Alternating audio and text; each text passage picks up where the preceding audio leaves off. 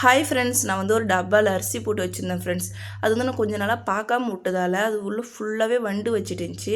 எங்கள் மேடம் வந்து பார்த்துட்டு எடுத்து குப்பையில் போட்டுட்டாங்க. எனக்கு கொட்ட மனசே வரல ஃப்ரெண்ட்ஸ். ஏன்னா நான் ஊர்லலாம் வந்து ரேஷன் அரிசியில் பூச்சி இருந்தாவே நான் சுடுதண்ணி ஊற்றி கழுவிட்டு சமைச்சு சாப்பிட்ருக்கேன். அந்த அனுபவம் எனக்கு இருக்குது. அதனால் இது பாசிமதி ரைஸ் வேறு எப்படி நான் மனசார கொட்டுவேன். என்ன பண்ணேன், ஒரு பாத்திரத்தில் கொட்டி வெயிலில் நல்லா காய வச்சேன். காய வச்ச உடனே அந்த வண்டு ஃபுல்லாக போயிடுச்சு. ஒரு வண்டு கூடமே இல்லை ஃப்ரெண்ட்ஸ்.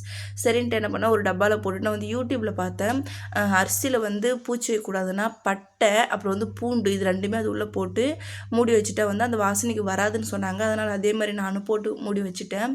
கொஞ்சமாக அரிசி எடுத்து உப்பு, வினிகர் இது ரெண்டுமே ஊற்றி ஒரு 5 நிமிஷம் ஊற வச்சுட்டு அதுக்கப்புறம் நல்லா கழுவுனேன்.